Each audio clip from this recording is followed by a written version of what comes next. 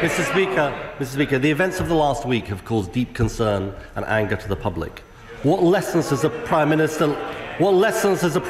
learnt from his handling of the situation? Well, first of all, I agree with him. There is still very deep concern, public concern, that is still very raw about the expenses scandal that rocked this Parliament in the last Parliament. And the biggest lesson I learned, that anger is still very raw and it needs to be acted on.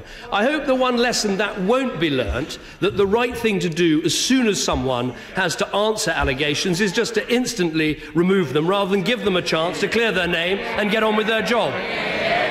Miliband. Well, I was asking about his handling of the situation and the lessons he learnt, and he had no answer. Now, he wrote in his letter to the Culture Secretary today, and I quote, "I think it is important to be clear that the Committee on Standards cleared you of the unfounded allegations made against you." So can he now explain what, in his view, the Culture Secretary did wrong?